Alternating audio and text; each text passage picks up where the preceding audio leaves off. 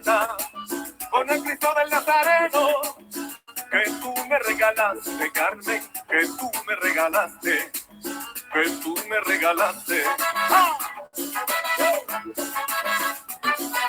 Carmen, pero me queda tu retrato, el lindo pañuelito blanco y el rizo de tu cabello, Carmen, y el rizo de tu cabello, y el rizo de tu cabello. ¡Ricos! ¡Arriba!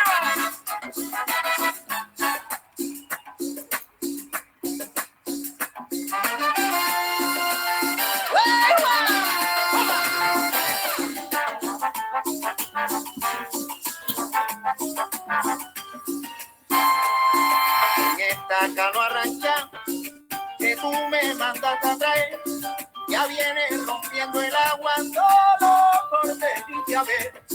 En esta canoa rancha que tú me mandaste a traer, ya viene rompiendo el agua solo por venirte a ver.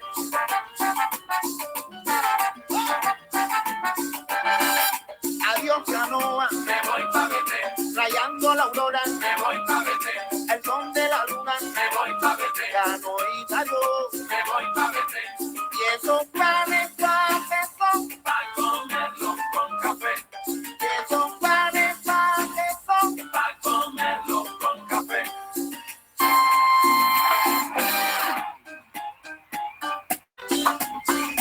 ¡Todo el mundo mueve la colita! A ver, a mover la colita. Si no la mueves, se te va a poner malita. A ver, a mover la colita. Si no la mueves, se te va a poner malita. Mueve el tiburón y la mueve la ballena, la mueve el cocodrilo y Tarzán allá en la selva. Mover la colita está de moda, mover la colita es popular. ¡Y arriba todo el mundo!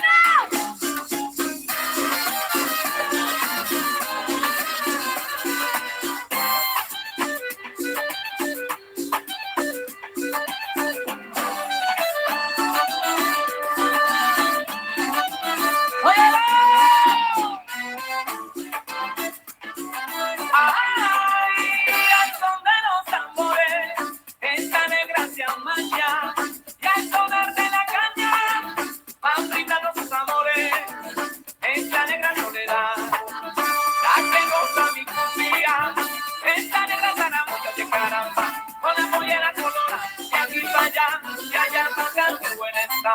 Con la pollera colora, mira cómo baila, mira cómo mueve esa pollera colora, con la pollera colora, y esa negrita rica, que linda y sabrosa que está, con la pollera colora, pa' que lo baile Venezuela, Perú.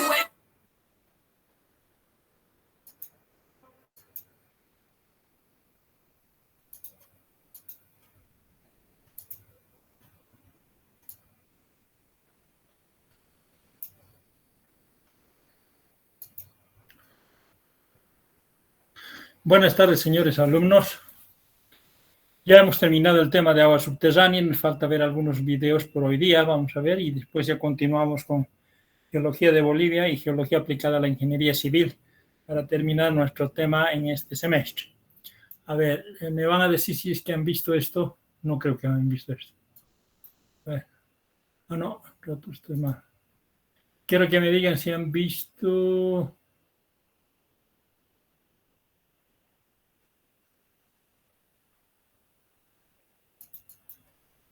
¿Han visto esto?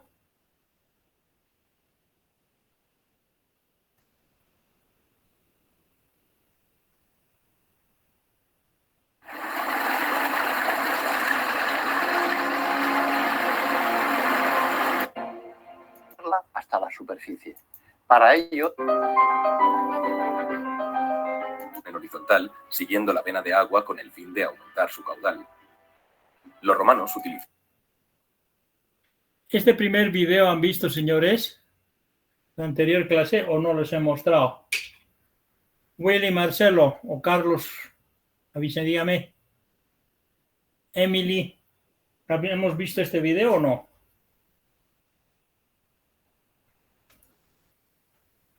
¿No hay alumnos? Creo que no, ingeniero. Ya, entonces para darles, porque viene una segunda, hay varios, solamente 2 vamos a ver ahora, hasta donde alcancemos. Y bueno, después tenemos que continuar, porque son ¿cuántos capítulos? A ver, vamos a ver. Son 8, 9, hasta 10, son 10 aguas subterráneas invisibles. Solamente 2 vamos a ver ahora, ¿ya? Entonces, veamos con esto.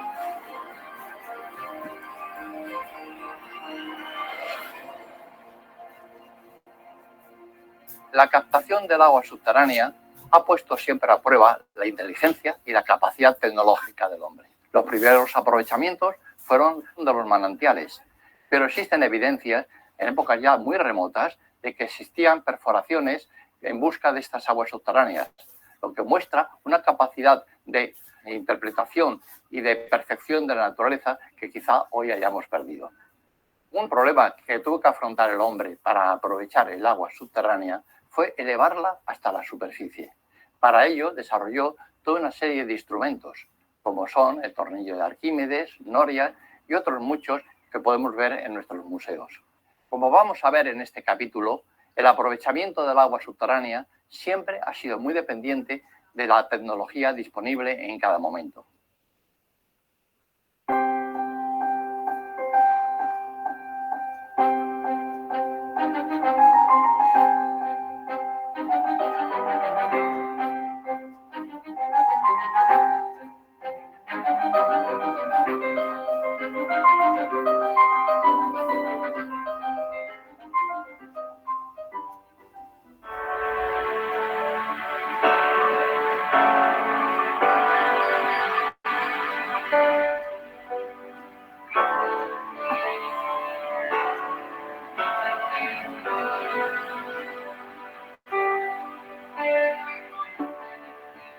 Desde épocas remotas, el hombre aprendió a excavar el terreno en busca del agua subterránea. También se preocupó de protegerla como uno de los bienes más preciados. Así lo atestiguan el asentamiento de la Edad de Bronce de Motilla de la Fuer, en Ciudad Real, y otros muchos yacimientos prehistóricos. Pero la excavación en pos de la búsqueda de agua no solo se hizo en vertical. Muchos manantiales se excavan en horizontal, siguiendo la vena de agua con el fin de aumentar su caudal. Los romanos utilizaron ampliamente este sistema de captación, pero sin lugar a dudas, las técnicas más perfectas fueron desarrolladas por los persas y difundidas por los musulmanes en el área mediterránea, donde todavía hoy se siguen utilizando. Sus nombres hablan de las culturas que las crearon o las adoptaron. El Kanat persa será llamado Fogara por los árabes y Mairat por los hispano-musulmanes, de donde, al parecer, proviene el nombre de Madrid. En esa ciudad, el suministro urbano de agua se realizó durante siglos mediante estas galerías filtrantes, también llamadas galerías con lumbreras o viajes de agua, como las denominaba el pueblo madrileño. Al igual que el agua subterránea se puede captar mediante pozos verticales, también es posible recogerla mediante pozos horizontales. Un ejemplo con valor histórico son los viajes de agua de Madrid. Se trata de galerías que penetran en el subsuelo y cortan el nivel freático de manera que se pueden llenar de agua y transportarla hacia la boca de salida. Esta técnica, que se conoce desde varios siglos antes de Jesucristo, vino a Madrid de la mano de los árabes y todavía hoy abastece a ciudades grandes como Teherán o Marrakech. Habitualmente los viajes de agua se construyen de dos maneras. La primera, la más natural, consiste en encontrar un manantial y excavar la veta líquida para agrandarla y hacer que salga más agua. La segunda técnica consistía en ir perforando varios pozos verticales y uniéndolos por la base mediante una galería que tenía una ligera pendiente. Esa pendiente permitía conducir el agua mediante un sistema parecido al de los modernos alcantarillados. En último término, la galería horizontal desembocaba en una hondonada en el terreno donde se construía una fuente. Es el origen de fuentes tan importantes como las Cibeles o la Fuente del Berra. Además de las fuentes y de algunos restos arqueológicos, quedan en escasos puntos de Madrid varios capirotes que señalan el recorrido de conocidos viajes de agua, como el que llegaba desde la dehesa de la villa hasta el Palacio Real. Los accesos verticales a los viajes de agua solían taparse para evitar que cayesen personas o animales y para evitar también la contaminación. En el siglo XVII se impone un tipo de cubierta en forma de capirote. También servían para prevenir la contaminación y sobre todo servían para que los fontaneros fuesen capaces de encontrar el trazado del viaje en superficie. El problema de todos estos sistemas de captación de agua subterránea, tanto si se trataba de pozos como de galerías, era que por una parte no se disponía de conocimientos ni de tecnología para excavar por debajo del nivel freático, por lo que los caudales que podían proporcionar eran muy pequeños. Por otra parte, en el caso de los pozos, no se habían inventado aún sistemas mecánicos para elevar cantidades importantes de agua hasta la superficie, a pesar de los esfuerzos que el hombre venía haciendo desde tiempos remotos para conseguir este objetivo.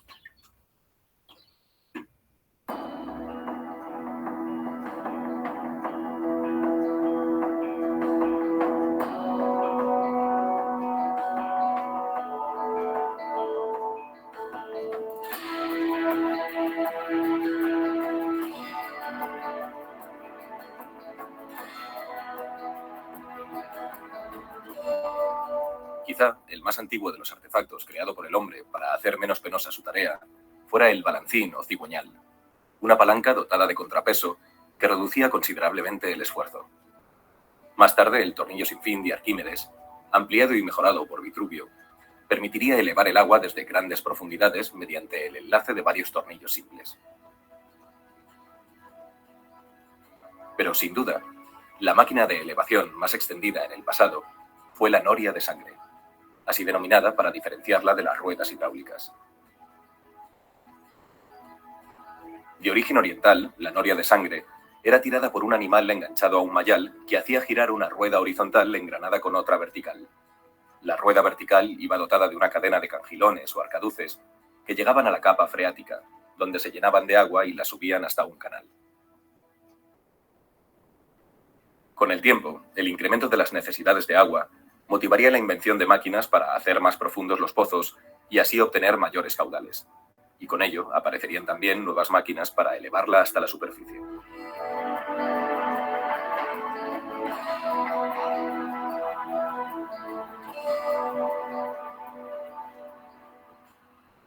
Las técnicas de excavación de pozos y las máquinas de elevación de agua han evolucionado en paralelo a lo largo de los tiempos, marcando los hitos del progreso tecnológico y de la cultura del agua subterránea. Técnicas de excavación y máquinas de elevación basadas muchas veces en principios empíricos, ya que hasta hace pocas décadas no se conocían los fundamentos científicos de lo que ocurre bajo la superficie cuando se produce la extracción de agua. En un pozo, el espejo del agua en el que se reflejan las figuras no es sino el del nivel freático en reposo. Cuando se extrae agua, este nivel desciende y el agua del terreno que lo circunda fluye hacia el pozo para estabilizarlo, de forma que cuanto más agua se saca, más agua subterránea fluye hacia el pozo. El principio físico es el mismo por el que el agua, en condiciones naturales, fluye desde las zonas de recarga a las de descarga, o dicho de otro modo, desde el nivel más alto al más bajo, pero en este caso mediante una diferencia de niveles producida artificialmente por el hombre a escala local. El desarrollo tecnológico a lo largo del tiempo ha perseguido como objetivo fundamental la obtención de un caudal cada vez más abundante mediante una profundización adecuada por debajo del nivel freático y la elevación del agua a la máxima velocidad posible para así drenar un mayor volumen de terreno, que constituye el área de captura, originando una depresión o cono de bombeo alrededor del pozo. Cuando cesa la extracción de agua, el nivel vuelve a sus condiciones naturales. El conocimiento científico explica hoy una experiencia vivida con frecuencia por el hombre. Los pozos excavados que penetran poco en el nivel freático proporcionan caudales pobres y se exponen a quedar secos en caso de bajada de dicho nivel. Junto a la excavación de pozos verticales, la otra forma de captar el agua subterránea ha sido a lo largo de la historia mediante la excavación de galerías. Su funcionamiento hidráulico es como el de una línea de pozos unidos entre sí. La pendiente hace que el agua fluya por gravedad hasta el punto topográfico más bajo, donde se sitúa una fuente o un depósito de distribución. Esta forma de captación resuelve el problema de elevar el agua, ya que la proporciona a nivel del terreno y el caudal es continuo. La captación con galerías ha coexistido con la excavación de pozos desde épocas prehistóricas. Todavía hoy siguen activas en muchas regiones. Valga como ejemplo Irán, donde aún subsisten hasta 50.000 kanat, con más de 272.000 kilómetros de longitud. También en España y en Hispanoamérica están operativas numerosas galerías de captación, como las que satisfacen buena parte de las necesidades de agua en la isla de Tenerife, o como las obras de ingeniería que durante varios siglos abastecieron a Cádiz y siguen dando agua hoy al puerto de Santa María. Durante la obra, digamos, más importante a nivel de abastecimiento al puerto son los que se llaman los minados del puerto. Estos minados del puerto se hicieron en el siglo XVIII, captaban el agua subterránea para abastecimiento al puerto y también se vendía en barcos a Cádiz, ¿no?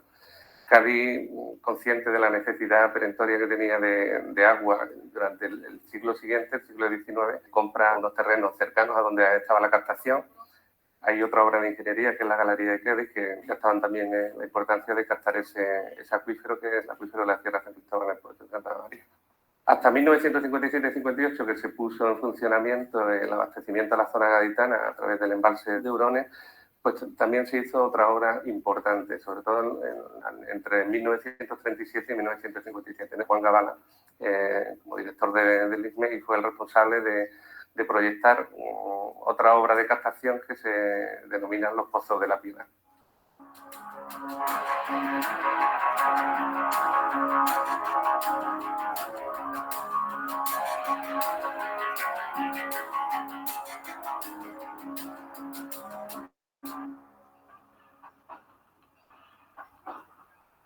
El conocimiento hidrogeológico del subsuelo y el desarrollo técnico han posibilitado una llamativa evolución de los sistemas de excavación de pozos y sondeos, así diferenciados por la distinta función que ejercen y, en consecuencia, por el mayor o menor diámetro de la perforación, de apenas unos centímetros en el caso de los sondeos. Los sistemas de perforación utilizados en las captaciones de agua para construir los pozos o los sondeos son el de percusión, rotación directa con lodo, rotación inversa, rotopercusión y rotopercusión inversa. Este último es el más novedoso. Hay otros muchos sistemas, pero normalmente se vienen utilizando estos 5 sistemas, dependiendo la geología de la zona y dependiendo las características constructivas del sondeo. La técnica más antigua es la de percusión por cable, posiblemente utilizada ya en China varios siglos antes de Cristo, en la época de Confucio, y todavía hoy en uso para suelos calcáreos y pozos de gran diámetro. A pesar de la potencia actual de la maquinaria utilizada, es una técnica lenta de ejecución, por lo que va siendo desplazada por otras de mayor rendimiento. El sistema de rotación directa por lodo es el que vemos generalmente en todas las películas en los pozos de petróleo, que es un varillaje con un tricono en la punta con unas barras de peso que va girando y le metemos un lodo que entra por dentro del varillaje. Este lodo nos enfría la herramienta y nos eleva todo el detritus que estamos generando de la construcción del sondeo, nos lo eleva a la superficie. Este sistema se suele utilizar para grandes profundidades, terrenos sueltos, pero no con excesivo diámetro. Entonces nos permite llegar a profundidades de 1.000 metros, 1.500, 2.000, 2.500. Es difícil que un sondeo para captación de agua, tanto para abastecimiento como para regadío, supere los 1.200 metros. El sistema de rotación inversa es muy similar al anterior, pero nos permite abrir mayor diámetro. También con este sistema incluso podemos saber si el sondeo está aportando agua en el momento de la perforación o no está aportando agua. Las técnicas más modernas y también las más usadas hoy en día para la excavación de pozos y sondeos, sobre todo en suelos duros, se basan en la rotopercusión, que aúna la trituración de la roca por impactos con la rotación de la broca o martillo. El sistema de rotopercusión es de los más modernos y consiste en un varillaje, como el de rotación directa, con un martillo en fondo, el cual funciona con aire comprimido. Lo hacemos rotar y entonces el avance es muy rápido. El sistema de rotopercusión inversa es el mismo de rotopercusión, lo que pasa es que el detritus lo sacamos por el interior del varillaje.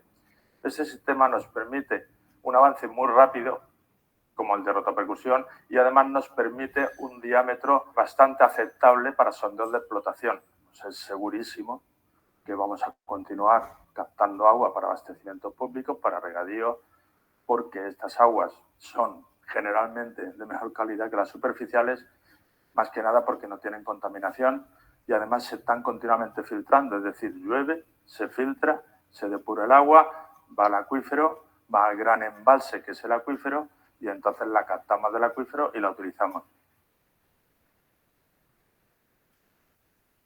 Para que el pozo recién perforado tenga el máximo rendimiento, es preciso señalar muy bien cuáles son los niveles más productivos de agua. Para ello, además de conocer la columna litológica, es decir, el tipo y la disposición de las rocas afectadas por la perforación, se realizan medidas de las propiedades físicas de los terrenos con el fin de despejar toda incertidumbre. Algunas de las medidas que constituyen el llamado registro geofísico son el potencial eléctrico natural o potencial espontáneo, la radiación gamma natural y también la resistividad de la roca al paso de una corriente eléctrica. Estas medidas dan una indicación de la naturaleza de las rocas y de la cantidad de agua que contienen. Estamos ante un equipo de testificación geofísica, un equipo que usamos habitualmente para conocer los sondeos que perforamos o que se encuentran envejecidos por el paso del tiempo. Estos equipos lo componen una serie de sondas para medir diferentes registros y un equipo de visionado que nos permite conocer las condiciones actuales del sondeo para así valorar cómo se encuentra y cuáles son las actuaciones recomendables a la hora de subsanar sus posibles problemas. Mediante esta cámara somos capaces de alcanzar los 1500 metros y permite conocer cuáles son las condiciones exactas del sondeo. Es una sonda que se utiliza principalmente para la recuperación de sondeos y para conocer el estado. La sonda eléctrica, gamma natural y temperatura y conductividad es una sonda multiparamétrica que nos permite conocer, por un lado, la calidad del agua mediante los registros de temperatura y conductividad. El gamma natural, que nos permite conocer la cantidad de arcillas que contiene la litología que estamos perforando. Y las resistividades. Es una sonda importantísima a la hora de catalogar los estratos y poder diferenciar concretamente cuáles son los bordes de tales estratos. Por ello es una información importante a la hora de realizar esos entubados en los cuales necesitamos conocer exactamente cuáles son los tramos productivos y, por tanto, enfrentar ahí los filtros de la columna de intubación. Una vez introducida la tubería de acero y situados los filtros frente a los niveles más productivos de agua, se procede a rellenar el espacio anular que queda entre la pared de la perforación y la tubería con arena gruesa de sílice. Esta arena contribuye a filtrar el agua y estabilizar las paredes del sondeo. Los últimos metros, hasta la embocadura, se rellenan con arcilla y cemento para aislar el pozo de la superficie y evitar que puedan entrar contaminantes a través de este espacio.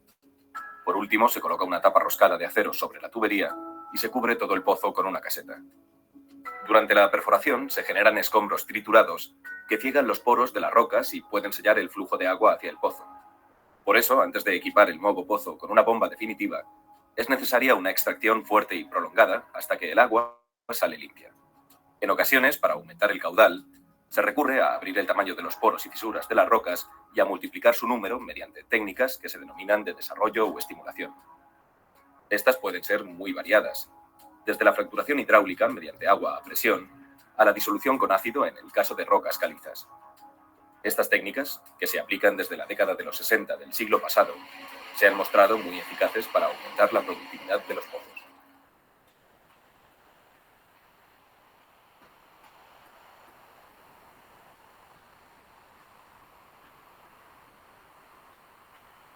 La revolución industrial de la segunda mitad del siglo XIX supuso un salto cualitativo en las técnicas de excavación de pozos y en la elevación del agua. Con la aplicación de la máquina de vapor, se hizo posible la extracción desde mayores profundidades y con mejores rendimientos de caudal. Quedan todavía en pie construcciones industriales que testimonian aquel hito del progreso humano, como la de Picassent en la provincia de Valencia y, sobre todo, la Casa de las Aguas de Montcada y Reixat, que suministraba agua a Barcelona. Picassent era un pueblo totalmente de secano. Luego llegó la instalación de estos pozos que estamos viendo, que tenían como combustible la leña, era gas pobre, en la que movía un motor que extraía el agua del subsuelo. Luego, a partir ya del siglo XX, empezó la instalación de la electricidad, los pozos evolucionaron, pusieron motores eléctricos y llegamos ya a la evolución definitiva, que fue en regadíos subterráneos los años 60-70, donde ya se construyeron pozos que sacaban el agua entre 150 y 90 metros.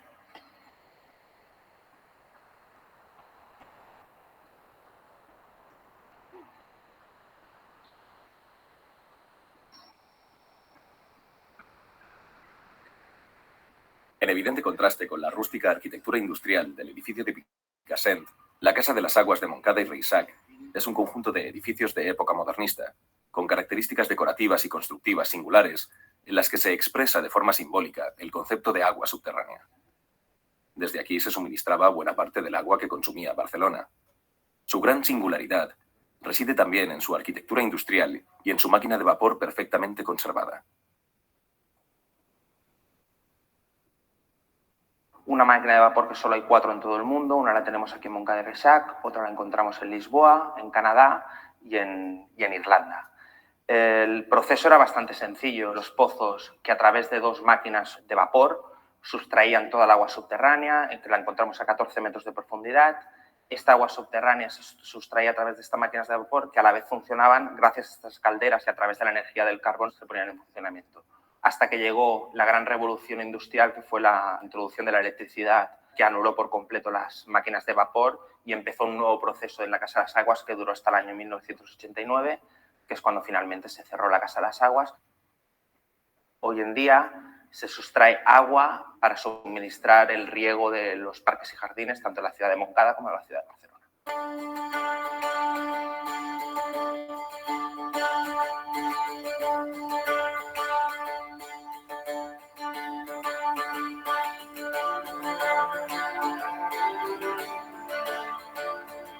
Si en la segunda mitad del siglo XIX y el primer tercio del XX la máquina de vapor significó un salto cualitativo en las técnicas de excavación y de elevación del agua, el motor de explosión y, sobre todo, la electricidad abrieron la puerta definitiva a la conquista del espacio subterráneo. Pero si hubiera que marcar un hecho determinante en el largo camino recorrido por el hombre, sin duda, esa sería la invención de la bomba sumergible a mediados del siglo XX. Capaz de elevar el agua desde profundidades antes inalcanzables y de extraer grandes caudales mediante grupos de motobombas de bajo consumo energético. Una revolución en la explotación del agua subterránea que posibilitó la expansión de la agricultura de regadío y aportó una contribución esencial a la lucha contra la escasez de alimentos. La extracción de aguas subterráneas se realizaba mediante métodos mecánicos. Con la introducción de las bombas sumergibles centrífugas, esta tecnología de bombeo permite la extracción de mayor caudal y a una mayor profundidad, pero además ha revolucionado el método de excavación. La dimensión reducida de las bombas sumergibles ya no requiere la excavación de un gran pozo abierto, sino que permite solo la perforación en diámetros reducidos de 6, 4 e incluso en 3 pulgadas. El requerimiento fundamental para este tipo de bombas es la fiabilidad, que el equipo no necesite un gran mantenimiento, porque la extracción y la manipulación de los equipos es muy compleja. Cuando estamos haciendo excavaciones de gran profundidad, nos encontramos con aguas salobres. Debemos asegurar que el material de la bomba va a resistir la corrosión que puede producir este tipo de agua o también la electrolisis que produce la conductividad del agua salada. Y además debemos asegurar que los impulsores y los cuerpos dinámicos de la bomba van a resistir la abrasión, por ejemplo, si nos encontramos con aguas que contienen arena o lodos finos que por la rotación, por la velocidad de giro del impulsor, podría causarles daños. La aplicación de la tecnología en la captación del agua subterránea no se acaba con la construcción del pozo, las operaciones de testificación y desarrollo o el equipamiento con una potente bomba sumergible. En grandes explotaciones de abastecimiento o regadío, los pozos están distanciados entre sí a veces varios kilómetros. Estos campos de pozos componen un sistema complejo para cuyo manejo es necesario aplicar los más avanzados equipamientos generados por las tecnologías de la información y la comunicación. Nuestra empresa está realizando un proyecto de instalación de invernaderos en Oman. Oman es un lugar donde hay escasez de agua y además hay peligros de salinización, etc.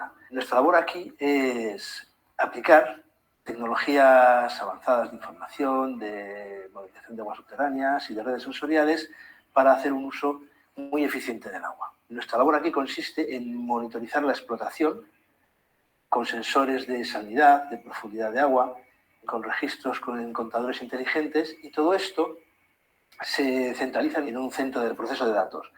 Nosotros podremos ver en tiempo real cómo evoluciona la explotación. Podremos incluso hacer previsiones y análisis de riesgos a medio y largo plazo y en función de estos análisis de riesgos hacer planificaciones sobre qué tipo de producción, ritmos de producción, incluso qué tipo de cultivos son los más aptos para cada año y para cada momento.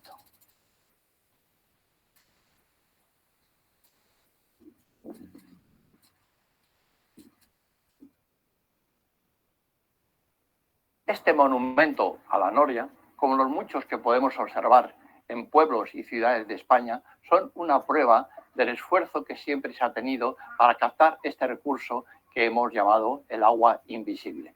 Gracias al desarrollo de las ciencias hidrogeológicas, disponemos hoy en día, como nunca, de un conocimiento del subsuelo que nos permite un aprovechamiento responsable y una gestión adecuada de las posibilidades que nos ofrece. Las captaciones más normales de agua subterránea requieren unas tecnologías intermedias y unas inversiones económicas moderadas, pero con un alto rendimiento económico y social. Esto las convierte en un instrumento inapreciable para resolver multitud de problemas como el que nos plantea el cambio climático.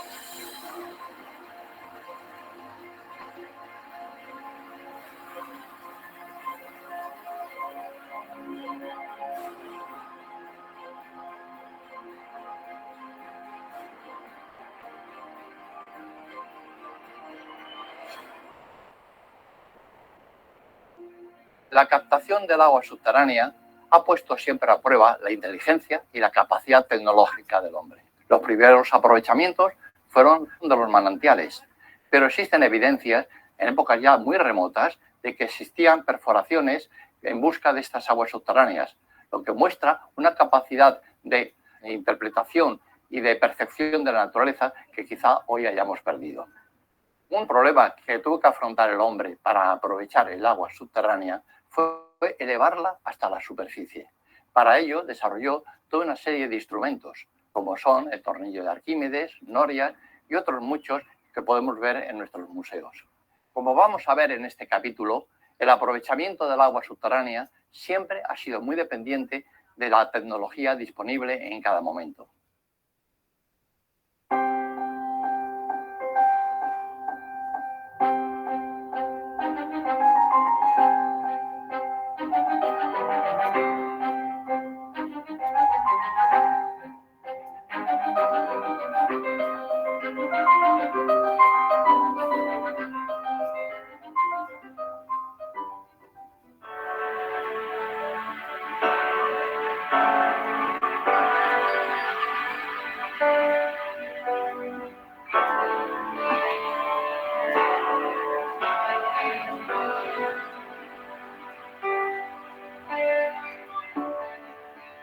Desde épocas remotas, el hombre aprendió a excavar el terreno en busca del agua subterránea. También se preocupó de protegerla como uno de los bienes más preciados. Así lo atestiguan el asentamiento de la Edad de Bronce de Motilla de la Fuer, en Ciudad Real, y otros muchos yacimientos prehistóricos. Pero la excavación en pos de la búsqueda de agua no solo se hizo en vertical. Muchos manantiales se excavan en horizontal, siguiendo la vena de agua con el fin de aumentar su caudal. Los romanos utilizaron ampliamente este sistema de captación, pero sin lugar a dudas, Las técnicas más perfectas fueron desarrolladas por los persas y difundidas por los musulmanes en el área mediterránea, donde todavía hoy se siguen utilizando. Sus nombres hablan de las culturas que las crearon o las adoptaron. El Khanat persa será llamado Fogara por los árabes y Mairat por los hispano-musulmanes, de donde, al parecer, proviene el nombre de Madrid. En esa ciudad, el suministro urbano de agua se realizó durante siglos mediante estas galerías filtrantes, también llamadas galerías con lumbreras o viajes de agua, como las denominaba el pueblo madrileño. Al igual que el agua subterránea se puede captar mediante pozos verticales, también es posible recogerla mediante pozos horizontales. Un ejemplo con valor histórico son los viajes de agua de Madrid. Se trata de galerías que penetran en el subsuelo y cortan el nivel freático de manera que se pueden llenar de agua y transportarla hacia la boca de salida. Esta técnica, que se conoce desde varios siglos antes de Jesucristo, vino a Madrid de la mano de los árabes y todavía hoy abastece a ciudades grandes como Teherán o Marrakech. Habitualmente los viajes de agua se construyen de dos maneras. La primera, la más natural, consiste en encontrar un manantial y excavar la veta líquida para agrandarla y hacer que salga más agua. La segunda técnica consistía en ir perforando varios pozos verticales y uniéndolos por la base mediante una galería que tenía una ligera pendiente. Esa pendiente permitía conducir el agua mediante un sistema parecido al de los modernos alcantarillados. En último término, la galería horizontal desembocaba en una hondonada en el terreno donde se construía una fuente. Es el origen de fuentes tan importantes como la Cibeles o la Fuente del Berro. Además de las fuentes y de algunos restos arqueológicos, quedan en escasos puntos de Madrid varios capirotes que señalan el recorrido de conocidos viajes de agua, como el que llegaba desde la dehesa de la Villa hasta el Palacio Real. Los accesos verticales a los viajes de agua solían taparse para evitar que cayesen personas o animales y para evitar también la contaminación. En el siglo XVII se impone un tipo de cubierta en forma de capirote. También servían para prevenir la contaminación y sobre todo servían para que los fontaneros fuesen capaces de encontrar el trazado del viaje en superficie. El problema de todos estos sistemas de captación de agua subterránea, tanto si se trataba de pozos como de galerías, era que por una parte no se disponía de conocimientos ni de tecnología para excavar por debajo del nivel freático, por lo que los caudales que podían proporcionar eran muy pequeños. Por otra parte, en el caso de los pozos, no se habían inventado aún sistemas mecánicos para elevar cantidades importantes de agua hasta la superficie, a pesar de los esfuerzos que el hombre venía haciendo desde tiempos remotos para conseguir este objetivo.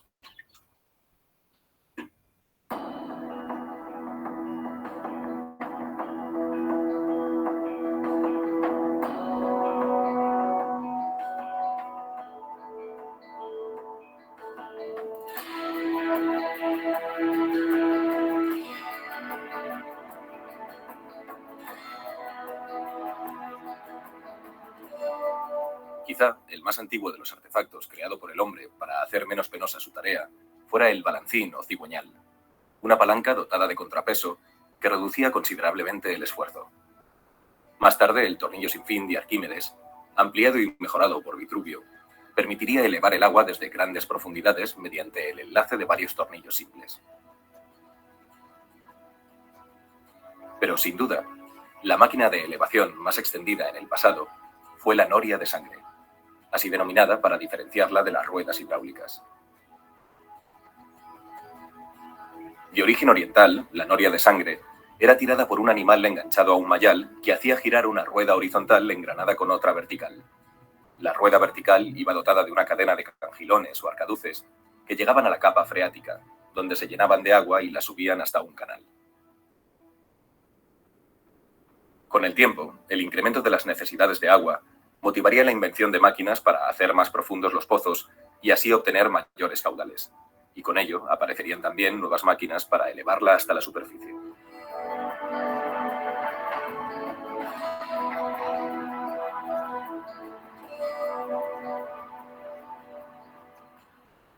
Las técnicas de excavación de pozos y las máquinas de elevación de agua han evolucionado en paralelo a lo largo de los tiempos, marcando los hitos del progreso tecnológico y de la cultura del agua subterránea. Técnicas de excavación y máquinas de elevación basadas muchas veces en principios empíricos, ya que hasta hace pocas décadas no se conocían los fundamentos científicos de lo que ocurre bajo la superficie cuando se produce la extracción de agua. En un pozo, el espejo del agua en el que se reflejan las figuras no es sino el del nivel freático en reposo. Cuando se extrae agua, este nivel desciende y el agua del terreno que lo circunda fluye hacia el pozo para estabilizarlo, de forma que cuanto más agua se saca, más agua subterránea fluye hacia el pozo. El principio físico es el mismo por el que el agua, en condiciones naturales, fluye desde las zonas de recarga a las de descarga, o dicho de otro modo, desde el nivel más alto al más bajo, pero en este caso mediante una diferencia de niveles producida artificialmente por el hombre a escala local. El desarrollo tecnológico a lo largo del tiempo ha perseguido como objetivo fundamental la obtención de un caudal cada vez más abundante mediante una profundización adecuada por debajo del nivel freático y la elevación del agua a la máxima velocidad posible para así drenar un mayor volumen de terreno, que constituye el área de captura, originando una depresión o cono de bombeo alrededor del pozo. Cuando cesa la extracción de agua, el nivel vuelve a sus condiciones naturales. El conocimiento científico explica hoy una experiencia vivida con frecuencia por el hombre. Los pozos excavados que penetran poco en el nivel freático proporcionan caudales pobres y se exponen a quedar secos en caso de bajada de dicho nivel. Junto a la excavación de pozos verticales, la otra forma de captar el agua subterránea ha sido a lo largo de la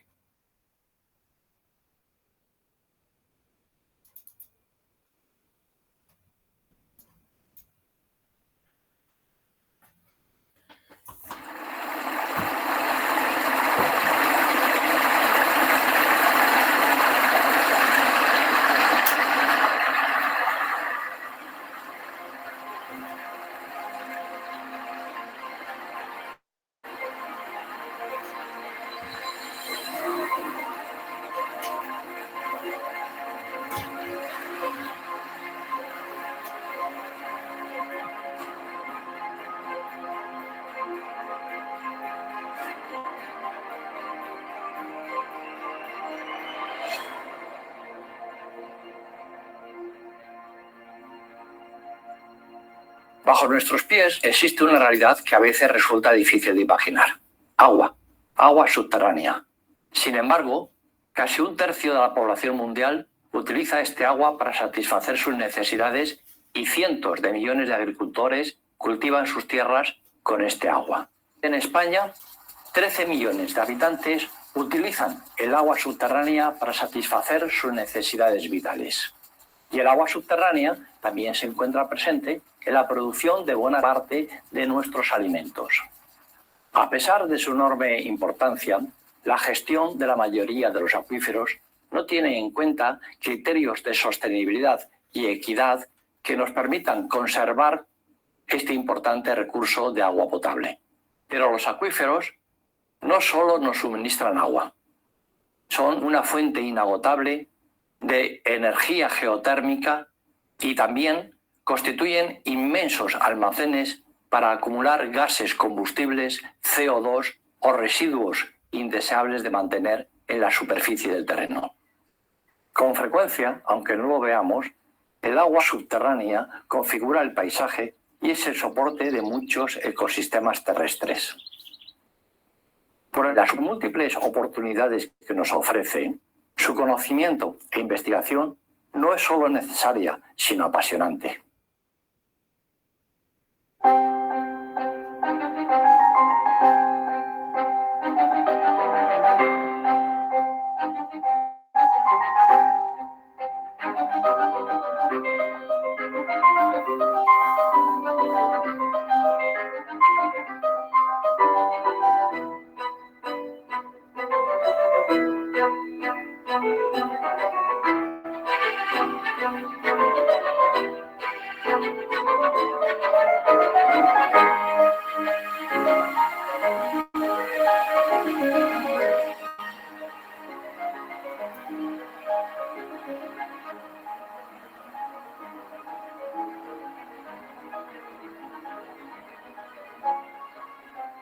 Desde la más remota antigüedad, el hombre ha sentido un asombro reverencial ante el nacimiento del agua.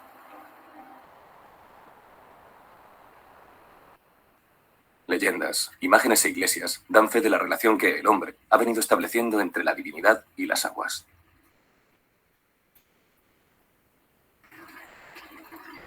Pero el milagro del agua que surge de la tierra tiene unas causas naturales que hoy las ciencias geológicas pueden explicar.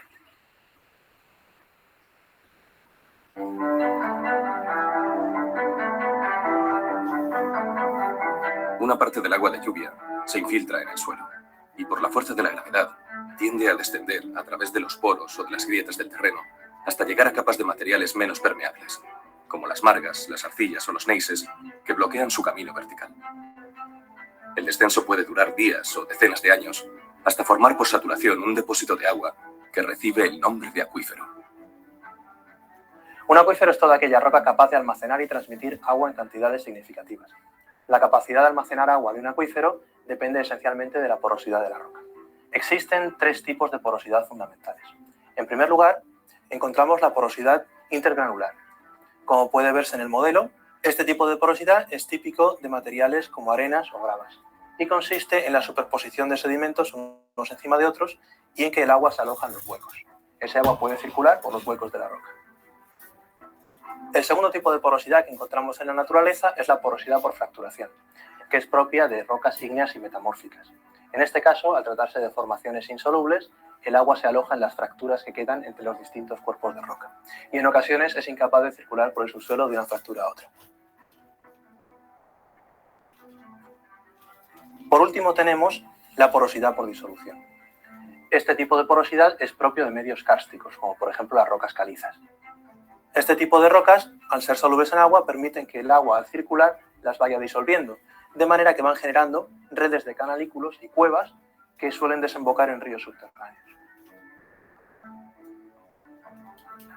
Esto es un simulador de infiltración. Sirve para que nos hagamos una idea de cómo se produce la recarga de los acuíferos por efecto de las lluvias.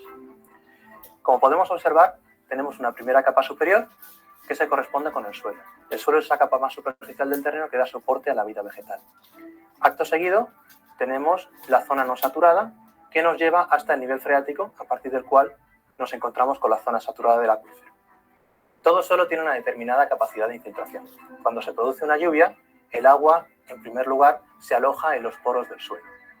Acto seguido, una vez estos se han saturado, el agua percola hacia la zona saturada del acuífero y aquella agua que el suelo no es capaz de infiltrar forma regueros en la superficie o charcos y se marcha en forma de escorrentía superficial. La maqueta nos puede servir para estudiar cómo se comporta el acuífero con la primera lluvia del otoño.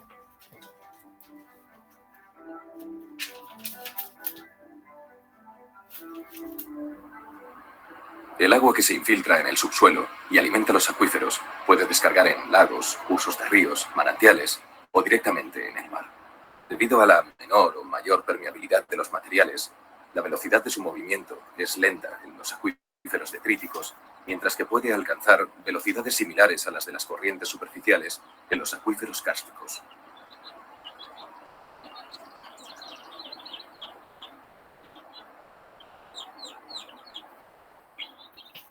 Como un recurso de supervivencia, en el remoto pasado aprendió el hombre a excavar pozos para extraer las aguas subterráneas.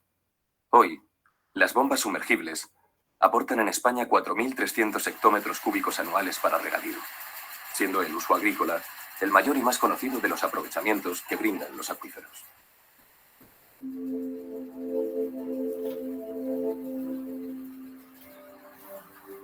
Nosotros regamos con aguas subterráneas. No tenemos otros recursos porque aquí no hay cauce de ríos por aquí cercanos. Son aguas que casi son potables prácticamente y el riego que hacemos por profesión para los productos de hoja ancha como es la acelga es primordial. Nosotros los agricultores necesitamos el agua subterránea para regar nuestras plantas, que es lo que le da la calidad que tienen, que es especial.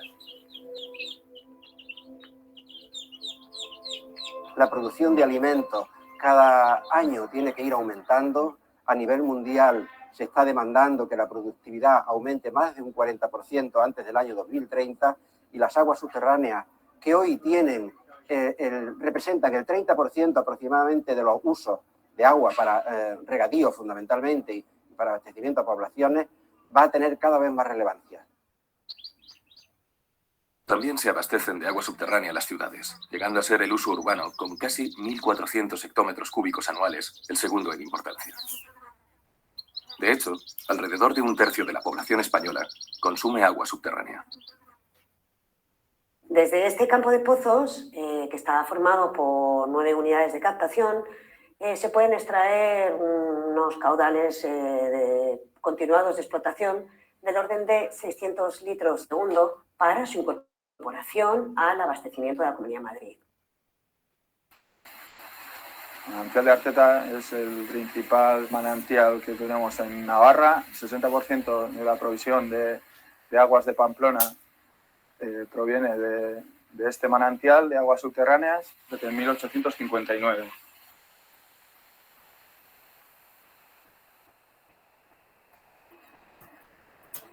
Los acuíferos también suministran agua a la industria. El tercer uso en importancia, con cerca de 900 hectómetros cúbicos anuales. Para obtener un panorama completo del consumo de agua subterránea en nuestro país, habría que sumar los alrededor de 350 hectómetros cúbicos distribuidos entre usos menores diversos. En total, arroja una cifra cercana a los 7.000 hectómetros cúbicos anuales, lo que sitúa a España, en el uso de agua subterránea, por encima de la media de los países que componen la Organización para la Cooperación y el Desarrollo Económico, el Club de los Países Ricos, como alguien definiera a ese grupo de naciones.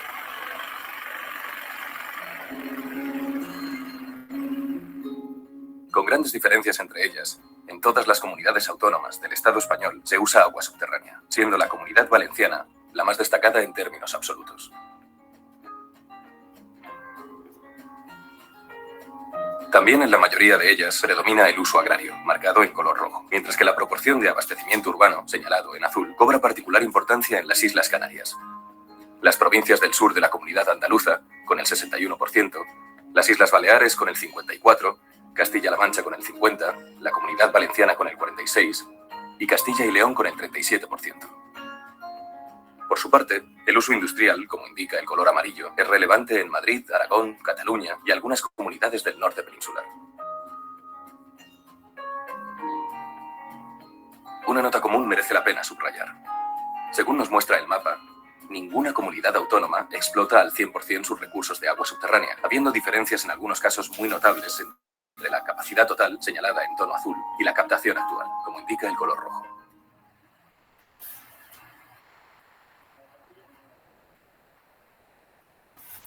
El suministro de agua no agota las múltiples potencialidades de los acuíferos.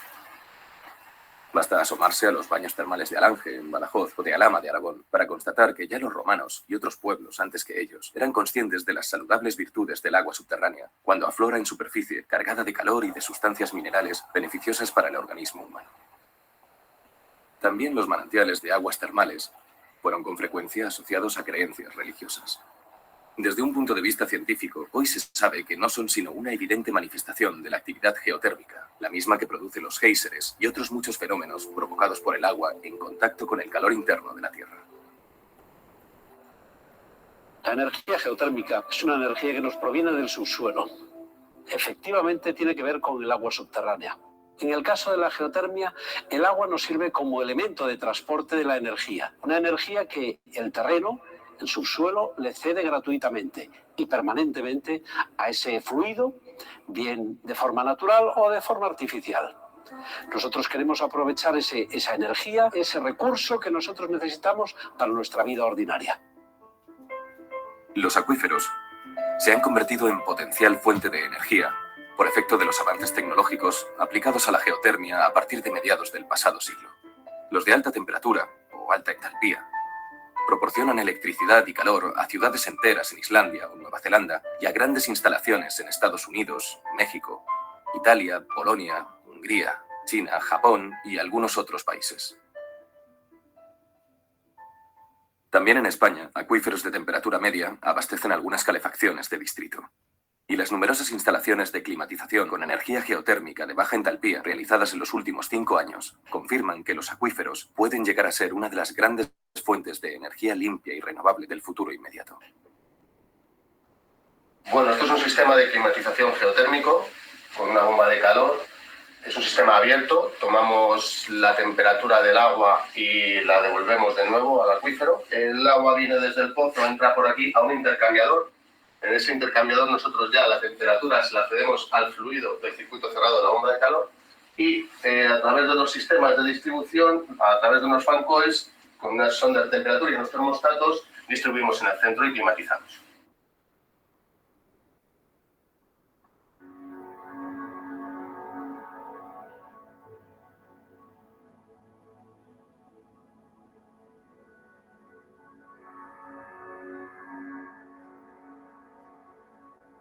Para poder almacenar un fluido en el subsuelo se tienen que dar 4 condiciones que son necesarias y suficientes. Es decir, podemos almacenar un residuo si y solo si se cumple. Primero, que exista una formación capaz de recibir el residuo, o sea, que tenga espacio subterráneo. Segundo, que esta formación esté cubierta por otra formación impermeable que mantenga el fluido encerrado en el subsuelo el tiempo que estimemos necesario. Tercero, que las condiciones de ambas formaciones no cambian con la inyección, es decir, no se rompe la cobertera y no se estropea la formación almacén. Y por último, esta operación no debe hipotecar recursos más importantes, como son las aguas subterráneas. Hola a todos, soy Elena, chica geek. Cuando salimos de viaje o vamos de vacaciones, a veces vamos a un país extranjero con un idioma que no conocemos. Y precisamente en este vídeo voy a repasar una aplicación que puede serte muy útil en esas circunstancias. El traductor de Google. Frente a las artes adivinatorias del zahorí, emparentadas con las del curandero en el campo de la medicina, la hidrogeología es hoy la rama de la geología que se ocupa del estudio científico de las aguas subterráneas. Para su localización precisa, aplica métodos geológicos, geofísicos, geoquímicos, técnicas de teledetección y sondeos de investigación.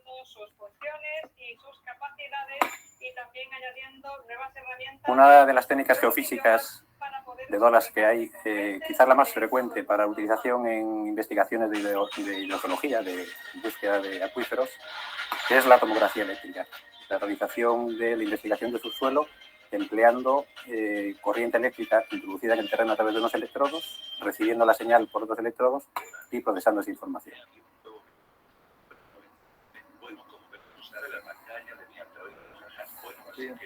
Debido y gracias a la gran serie multitemporal que abarca hasta 30 años de imágenes de satélite, es posible realizar el estudio de humedales, la salida también de surgencias de acuíferos al mar, que también en la costa mediterránea es un tema de gran interés, y desde luego toda la cuestión de tipo de riegos agrícolas realizado con aguas subterráneas y viene siendo un elemento para el tema del control de las extracciones a los acuíferos muy importante.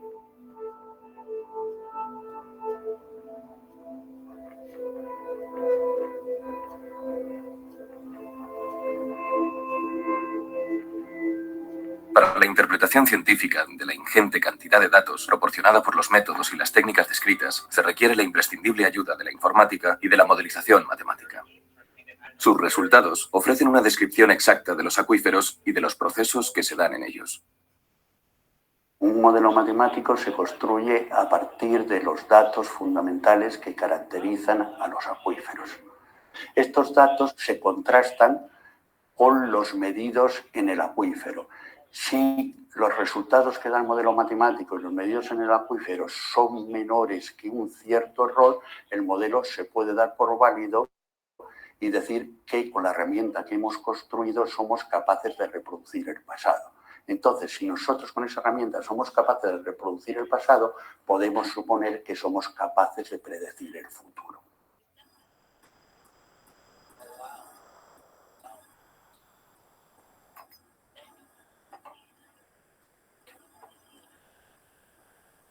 A lo largo de todos estos años se han incorporado nuevas tecnologías de investigación, nuevos métodos de prospección, desde métodos geofísicos más importantes hasta laboratorios de análisis de agua que nos permiten también determinar algunos componentes o otros tipos de elementos químicos que ahora mismo están contemplados en las nuevas líneas de investigación, fundamentalmente de las universidades.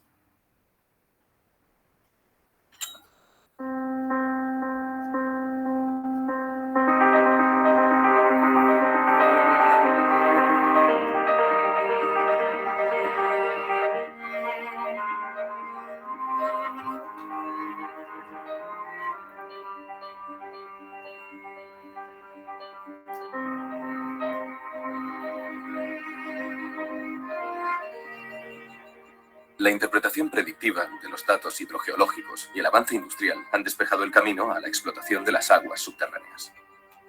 Las viejas norias, que alcanzaban niveles freáticos muy superficiales, han sido desplazadas por la moderna tecnología. El decisivo cambio fue propiciado por la aparición de la bomba de motor sumergido a mediados del siglo XX, capaz de llegar a profundidades antes inalcanzables y extraer grandes caudales mediante grupos de motobombas de bajo consumo energético.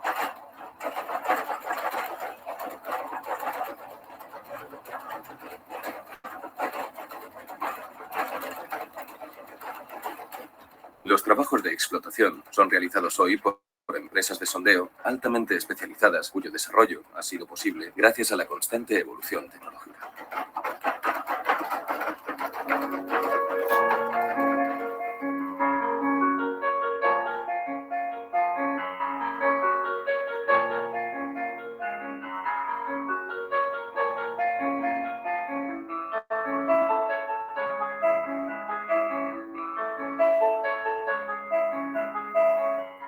Quizá una de las caras menos conocidas del agua invisible sea su decisiva función ambiental.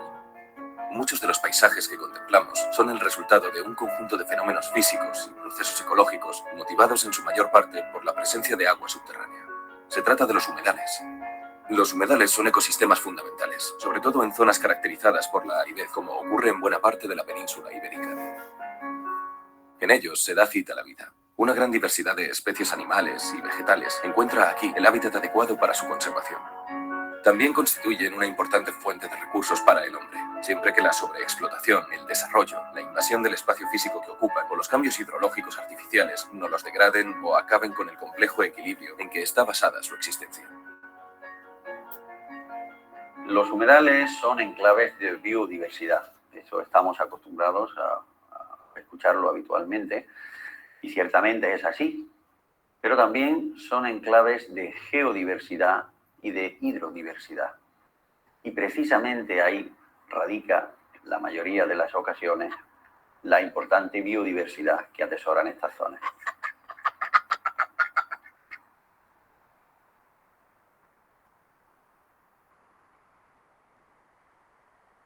Nos encontramos en un lugar muy emblemático del Alto Guadiana, como es el Parque Nacional de las Tablas de Daimiel. Su principal singularidad es esa interconexión que existe entre las aguas subterráneas y las aguas superficiales. Aquí no solamente era el rebosadero natural del acuífero 23, de esas aguas subterráneas, sino que también llegaban las aguas procedentes del río Ojiguela y del propio río Guadiana, ¿no? La confluencia de todo ello es lo que caracterizaba la aportación de agua que se hacía a este parque nacional y que, como digo, en sus mejores tiempos pues se llegaban a inundar del orden de unas 2.000 hectáreas.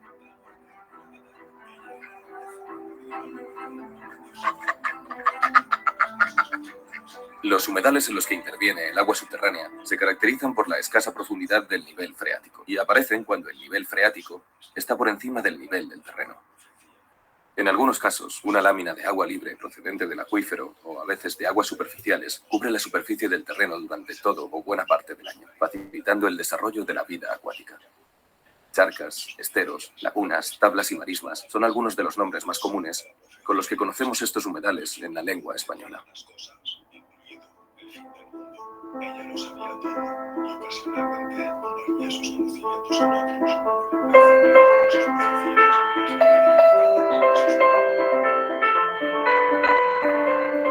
Hay humedales en los que no aflora el agua, pero la humedad del terreno, alimentada por el acuífero, facilita la presencia de formaciones vegetales cuyas raíces profundizan en el subsuelo buscando la zona saturada.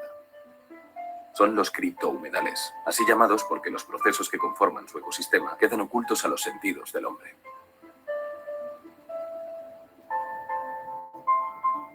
Un humedal es una porción del terreno en donde el balance de agua es negativo. Es decir, que es un sitio en donde se evapora más agua de la que llueve. Entonces, si realmente se evapora esa cantidad de agua mayor de la que le entra por la lluvia, tenemos el dato de que de algún sitio le tiene que venir el agua para ser evaporada.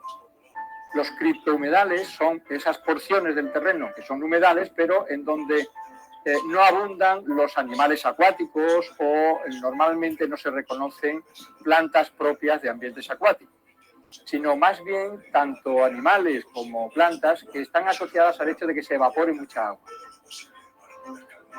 En la batalla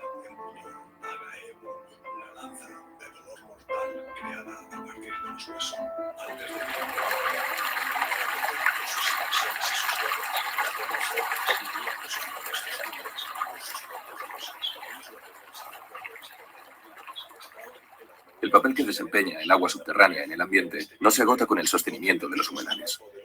El agua subterránea alimenta el curso de los ríos, constituyendo lo que los hidrólogos denominan flujo de base. Sostiene así los sistemas acuáticos asociados al flujo fluvial, alimenta lagos y cuando los acuíferos descargan directamente al mar, originan peculiares ecosistemas costeros. En España, en los distintos planes hidrológicos, tenemos definidos unas 700 masas de agua, es decir, tenemos unos 700, por decirlo así, acuíferos importantes que, aparte de su explotación, hay que conservar, hay que preservar, hay que tenerlos en buen estado. Todavía se requiere mucho conocimiento de acuíferos para su mejor gestión, pero en tres aspectos fundamentales: conocimiento geológico, conocimientos hidrogeológicos de cómo se mueve el agua, de cuáles son los recursos, pero también muchas técnicas de mejora de la explotación. El papel del futuro de las aguas subterráneas no es en explotar más los acuíferos, es en explotarlos mejor. La conservación del agua subterránea se enfrenta a importantes retos. La contaminación es, sin duda, uno de los grandes enemigos del agua subterránea. La presión humana, no planificada cuidadosamente, puede alterar la calidad del agua de los acuíferos, limitando su uso o llegando a inutilizarlos totalmente.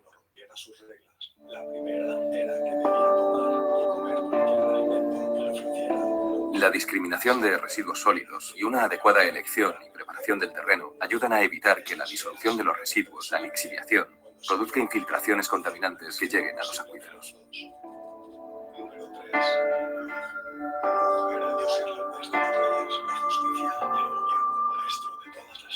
Acabar o limitar al máximo los vertidos incontrolados de actividades domésticas, industriales, ganaderas y agrícolas es una necesidad perentoria si queremos preservar en el futuro ese bien imprescindible que es el agua subterránea.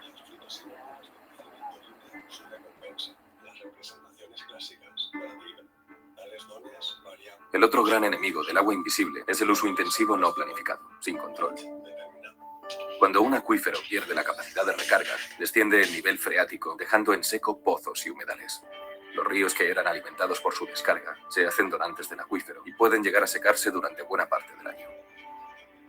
Todo el ecosistema generado por la presencia de agua subterránea se derrumba.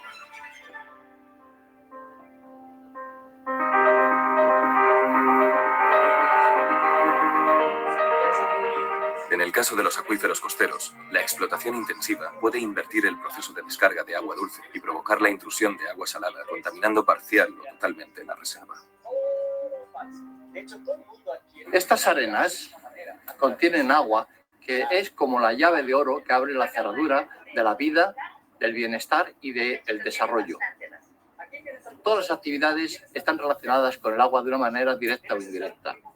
España, dentro de los países de la cuenca mediterránea, ha disparado todos los indicadores en cuanto a la sobreexplotación de los recursos hídricos. La Agencia Europea del Medio Ambiente estima que para el año 2030 España tendrá un déficit en sus recursos de un 25%. Ante este escenario, se hace imprescindible gestionar mejor y de forma conjunta el ciclo continental del agua, en su fase superficial y subterránea. Y sobre todo, poner en valor las aguas subterráneas que aportan accesibilidad, calidad y economía.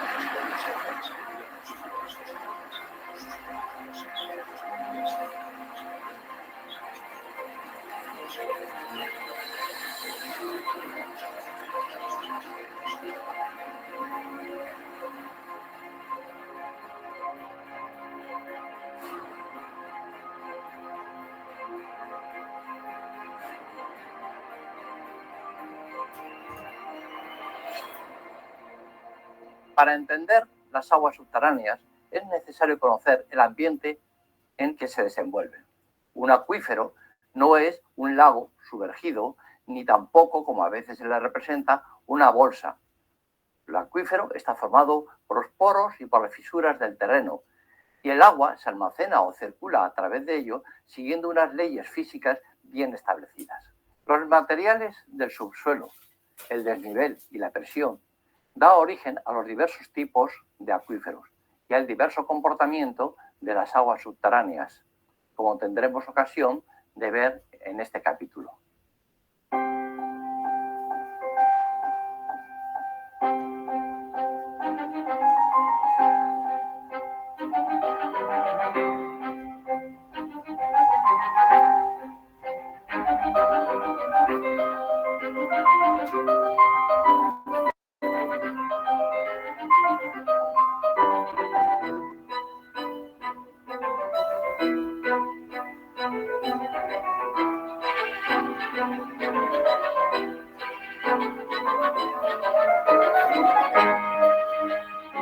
Con frecuencia, entre la ficción y la realidad se dan distancias insalvables. Este es el caso de los acuíferos. Cuando Julio Verne imaginó un mundo subterráneo, con enormes cavernas volcánicas, llenas de mares navegables, quizá no hacía sino trasladar a la literatura fantástica el imaginario popular, fundado en la lógica de las apariencias. Túneles volcánicos y cuevas kársticas sugieren la presencia de verdaderos lagos subterráneos. También los pozos, de los que en buena parte del mundo todavía se extrae agua a diario, sirviéndose de cubos o mediante bombeo manual. Para la mayoría de la gente, el agua está ahí debajo, retenida en grandes bolsas, o circulando por ríos y corrientes subterráneas, como suelen afirmar todavía hoy los taoríes, que armados de péndulos y varillas, pretenden determinar su abundancia y dirección. Esta imagen popular del agua invisible asoma también con mucha frecuencia en los medios de comunicación. Pero frente a la lógica de las apariencias, la ciencia afirma que los acuíferos no son sino un mundo subterráneo de poros y fisuras interconectadas por las que penetra el agua que sostiene el ciclo de la vida.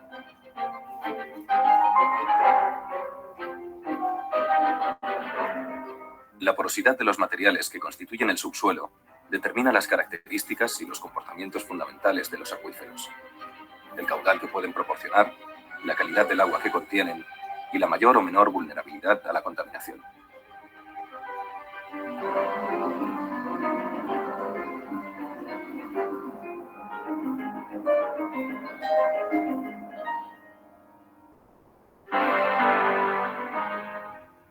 La roca en el subsuelo tiene una cierta capacidad de almacenar agua. A esa capacidad de almacenar agua la llamamos porosidad. En la naturaleza, la porosidad puede ser de varios tipos. En primer lugar, tenemos la porosidad por disolución, que es propia de rocas como la roca caliza. Este tipo de rocas se caracterizan por ser solubles, de manera que el agua, al circular a través de ellas, se aloja en los poros y va disolviendo la roca, generando una red de canalículos subterráneos que se comunican entre sí.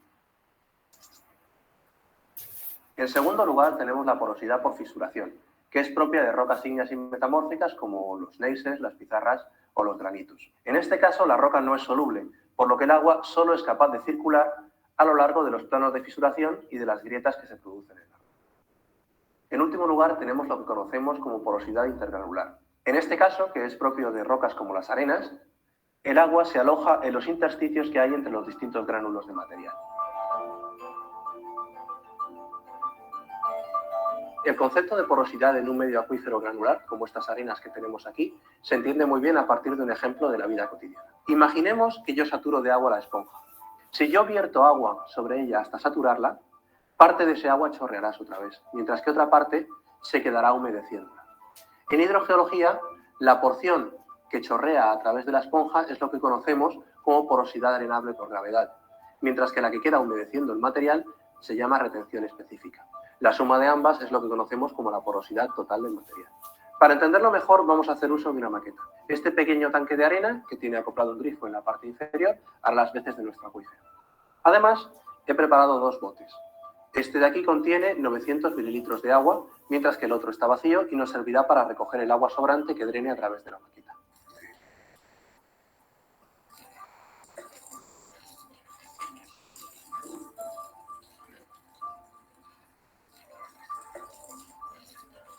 Una vez terminamos de verter el agua, esperaremos unos segundos para que se infiltre antes de abrir el grifo.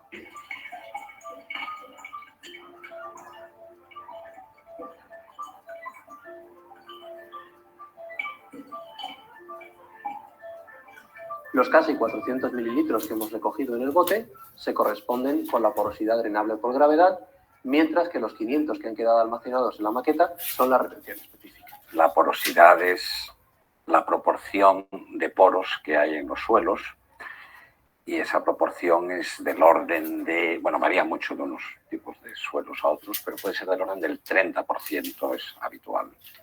Y eso quiere decir que si nosotros tenemos 1 metro cúbico de terreno, 1 metro cúbico es más o menos 1000 litros. Si no hubiera terreno habría 1000 litros de agua. Si hay arena o arcilla, suelo, serán del orden del 30% de 1000 litros, 300 litros. Estamos acostumbrados a pensar eso en los ríos, en los lagos, y hay mucha agua en los ríos y los lagos, pero comparado con las aguas subterráneas es poquísimo. Y esa agua subterránea, esa inmensa cantidad de agua, aunque no estemos acostumbrados a pensar en ella, es la que gobierna muchas de las cosas que vemos habitualmente. Por ejemplo, los ríos siempre llevan agua. Y llevan agua porque esa agua subterránea que está almacenada en el terreno va saliendo poco a poco por los manantiales, directamente al río, por los arroyos pequeños, y es lo que mantiene los ríos fluyendo continuamente.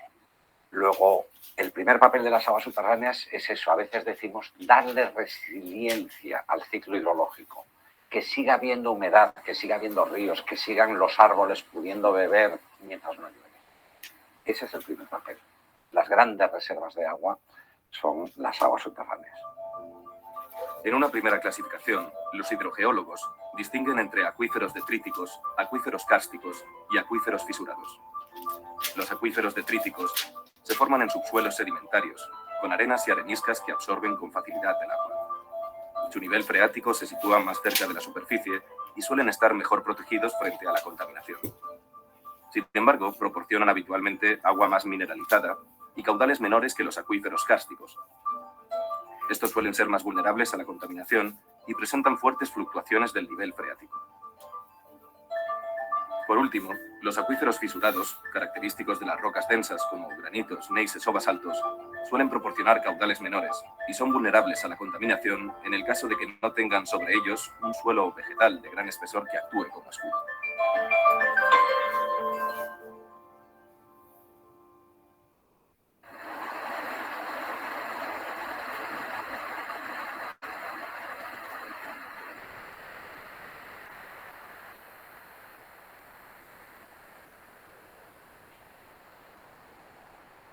Una parte del agua que aporta la lluvia es absorbida por el suelo, alimenta la vegetación y se infiltra por los poros y grietas de las rocas hasta llegar al nivel de saturación de los acuíferos. El resto forma la escorrentía superficial que va a nutrir la red de arroyos y ríos que buscan la salida al mar.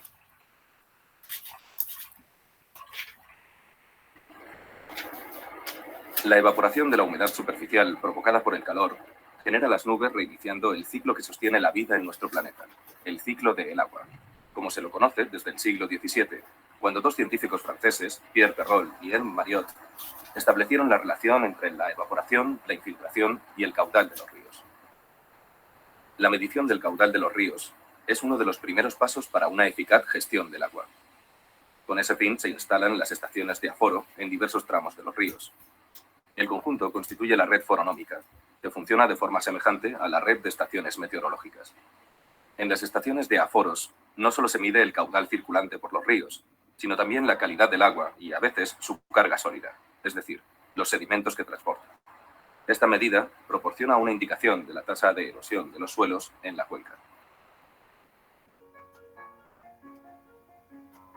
Esto es una estación de aforos, está en el río Júcar. Aquí se mide el caudal, o sea, la cantidad de agua que pasa en una unidad de tiempo.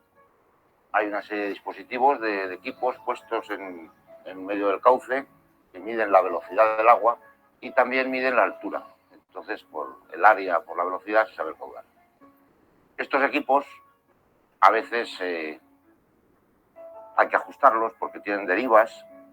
Entonces hay que hacer aforos directos de vez en cuando, de una manera sistemática. Tenemos una torre donde está alojado un torno de orilla del cual se suspende el molinete y se van tomando puntos de velocidad a distintas profundidades y a lo largo de distintos puntos de sección transversal.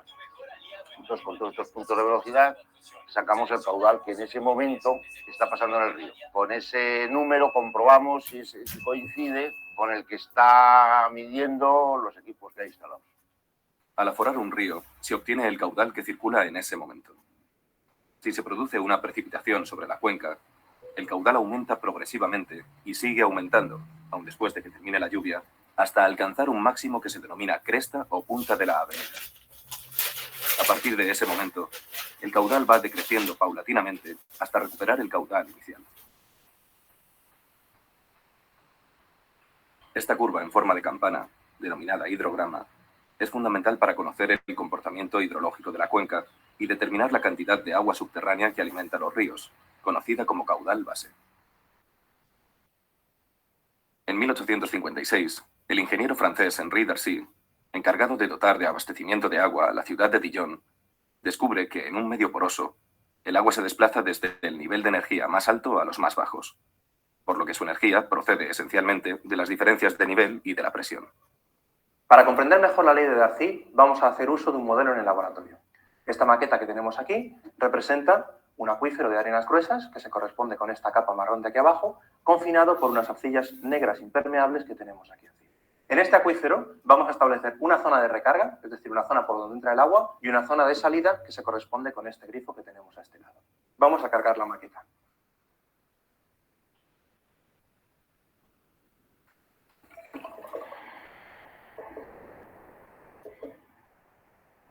Por este lado hemos cargado la maqueta y ahora vamos a abrir el grifo para que pueda salir el agua por el otro extremo. Y esperaremos a que se estabilicen los niveles. Al cabo de un rato, los niveles se estabilizan, existiendo una diferencia de altura entre el punto de entrada y el punto de salida. La ley de Darcy establece que el caudal viene dado por la multiplicación del área de paso, por la constante de permeabilidad K del material, en este caso las arenas, y por el gradiente hidráulico. El gradiente hidráulico es la diferencia de nivel entre el punto de entrada y el punto de salida dividido por la longitud de la maqueta. ¿Qué es lo que descubrió Darcy? Que el caudal de agua que sale por el tubo, la fuerza o energía del chorro de agua, a la que llamamos Q, depende de la diferencia de nivel entre la zona de recarga y la de descarga, de la sección del tubo, que puede ser mayor o menor, de su longitud, que es otra medida variable, pero también de la conductividad hidráulica de los materiales, que esta sí es una constante. Cada tipo de material ofrece una determinada resistencia al paso del agua, una constante de permeabilidad, a la que se llama K. La ley de Darcy se puede decir que es el fundamento de todas las leyes físicas que rigen el movimiento de los fluidos en medios porosos y permeables, incluido, claro está, el medio subterráneo. A pesar de su sencillez, tiene un numeroso campo de aplicaciones. Por sí sola es la base para el desarrollo de muchas ecuaciones de flujo en medios permeables y en régimen permanente y transitorio, y también tiene numerosas aplicaciones en el campo de la hidrodinámica en medios permeables.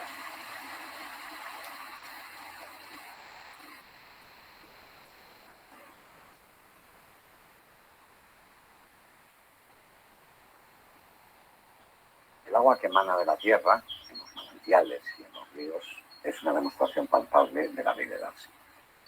La ley de Darcy lo que cuantifica es la cantidad de agua que fluye y dice que es proporcional a la diferencia de nivel. El agua siempre, incluso en los ríos, pero también en los acuíferos, fluye de los puntos más altos a los puntos más bajos.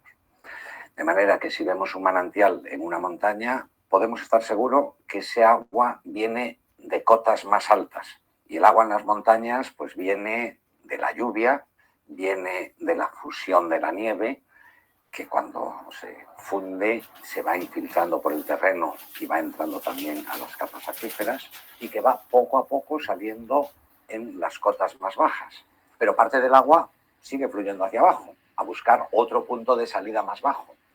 De forma que tenemos el agua que ha salido en el manantial más superficial, puede haber tardado, digamos, 5 o 10 años en salir. El agua que va fluyendo hacia un punto más bajo, al primero le llamamos flujo local, al segundo le podríamos llamar flujo intermedio, que puede tardar 100 años en salir. Y a veces hay incluso flujos regionales, que termina ese agua que se recargó en la montaña, termina saliendo a 100 kilómetros del punto donde se recargó, y en ese proceso puede haber tardado milenios. Y eso hace que vamos a seguir teniendo agua incluso cuando no llueva. Eso es lo que le da continuidad al ciclo hidrológico, lo que permite que muchas de las funciones que dan los ríos se puedan mantener cuando no llueve, que los bosques sigan siendo frescos y los árboles creciendo y transpirando agua en verano. La única aportación de humedad que tenemos es la que viene, pues eso, de los ríos y bosques de ribera que están fluyendo gracias al agua subterránea.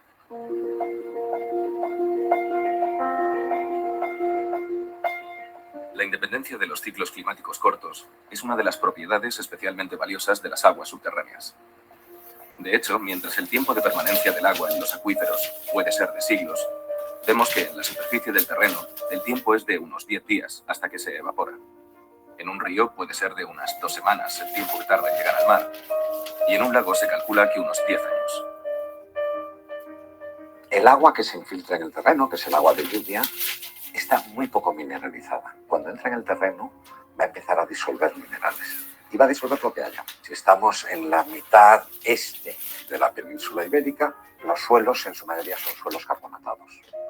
Y entonces ese agua que se ha infiltrado en el terreno va a ser un agua que decimos es un agua dura, porque tiene mucho calcio y mucho magnesio, porque las rocas a través de las que ha fluido el agua subterránea son rocas calcáreas. Si estuviéramos en Galicia, por ejemplo, allí no tenemos rocas calcáreas, lo que tenemos son más granitos y cosas de ese tipo. Y entonces lo que se van disolviendo pues son silicatos, sodios, y donde las rocas que hay se disuelven muy lentamente, a diferencia de las calcáreas que hablábamos antes en el Levante. De forma que si usted va a Galicia lo que probará es un agua extraordinariamente dulce, muy poco mineralizada. Eso da lugar a que haya pues todo un abanico de distintos tipos de aguas dependiendo de la naturaleza de las rocas.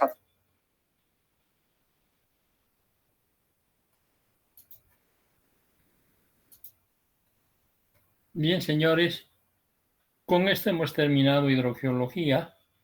Vamos a empezar a partir del día de mañana. Vamos a trabajar con geología de Bolivia y después entramos a geología aplicada a la ingeniería civil, y con eso habríamos terminado con prácticas y nos faltan exámenes. Vamos a programar también exámenes. Vayan pensando cuándo quisiesen dar los exámenes. Yo creo que vamos a hacer uno presencial, estoy pensando. Así nos libramos de todo en uno solo, ¿de acuerdo? Pero todavía acabaremos la materia, repasaremos y nos dedicamos a tomar exámenes de todo tipo, casi todos los días, ¿ya? Digo, no sé, piensen ustedes también. Les quedo muy agradecido, nos vemos el día de mañana. Buenas tardes. Buenas tardes, ingeniero, gracias. Chao, Esteban. Hasta luego. Choquitos, choquitas.